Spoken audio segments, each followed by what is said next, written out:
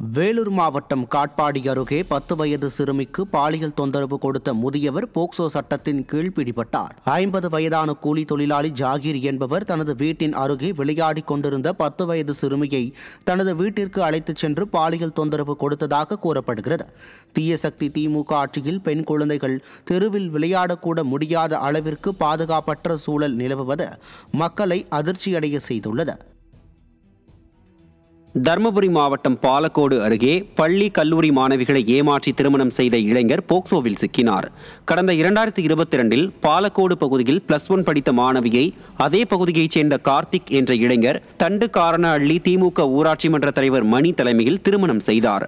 இவர்களுக்கு 1.5 வயதில் குழந்தை உள்ள நிலையில் கார்த்திக் வேறு ஒரு கல்லூரி மாணவியை ஏமாற்றி திருமணம் செய்தார்.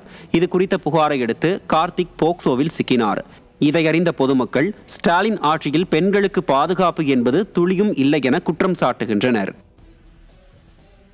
சென்னை கோட்டூர்புரம் பகுதியில் பெண் ஒருவருக்கு பாலியல் சீண்டல் கொடுத்துவிட்டு தப்பிச் செல்ல முயன்ற ஜொமேட்டோ ஊழியரை பொதுமக்கள் துரத்தி பிடித்தனர்.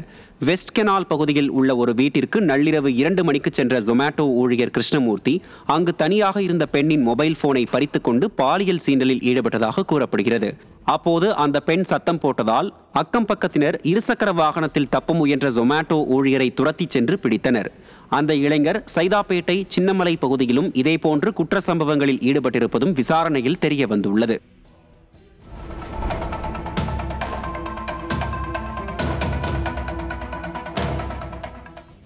சென்னை கீழ்ப்பாக்கத்தில் செவிலியரிடம் பாலியல் சீண்டலில் ஈடுபட்டவர் சிக்கினார். கன்னியாகுமரி மாவட்டத்தைச் சேர்ந்த 23 வயது இளம்பெண் கீழ்ப்பாக்கத்தில் உள்ள தனியார் மருத்துவமனையில் செவிலியராக பணியாற்றி வருகிறார். அவர் தங்கியிருந்த அறையில் நுழைந்த புரூஸ்லி என்பவர் அங்கு வேறு ஒரு பெண் இருந்தும் செவிலியரிடம் பாலியல் சீண்டலில் ஈடுபட்டுள்ளார். இது குறித்த புகாரில் பெண் வன்கொடுமை தடுப்புச் சட்டத்தில் புரூஸ்லி சிக்கினார். இதை அறிந்த பொதுமக்கள் ஸ்டாலின் ஆட்சியில் பூவையருக்கு தமிழ் பூமியில் பாதுகாப்பே கிடையாது என விமர்சிக்கின்றனர்.